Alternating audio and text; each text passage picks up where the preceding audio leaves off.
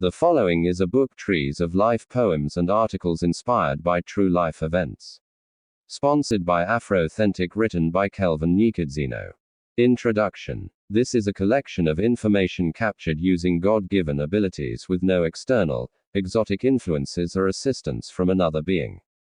As the author highlights from the title, inspired by true life events, meaning the author encountered these situations and then depicted for us issues and situations that made him learn, understand himself more better in order to understand the physiological functions and loopholes in his life. The journey to self-love, self-realization and self-awareness. My background. I was born and bred in a family of self-sufficient united entrepreneurs from the head of the house to the grandchildren. As a police officer, he worked for quite some time, but my earth years were few by then. After work, besides his job, our family was headed by a man with quite a variety of entrepreneurship skills that helped, in other words, boosted his income.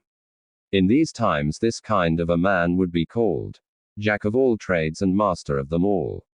All his hard work, from his hands of woodwork to welding and designing, were miraculously perfect with quality, attracting a wide range of customers regardless of skin color.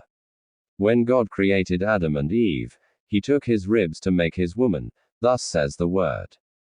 On the other hand, behind this jack of all trades man there was a hard-working, fearless and God-fearing woman who happens to be my grandmother. She ran her own small projects which paid off largely and enabled her to support the family financially. Not only selling was her talent, she was the modern ghetto economy in one. Most of her projects were more reliant on physical labor which required hard work and determination.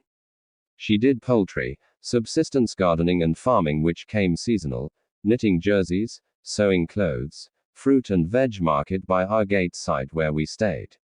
There is more like Stockwell's selling fresh samosas, meat pies and even butter trade with the people from the close by rural villages on the peripherals of our hometown. They would get clothes she produces and second-hand clothes in return. She got fresh produce from their farms for our consumption and some to sell on our fruit and veg.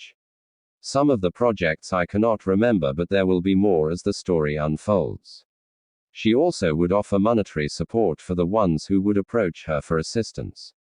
Just this small piece of cake, you can imagine what kind of a family I came from, the characters and how busy we were. I spent most of my childhood with my grandmother. African child.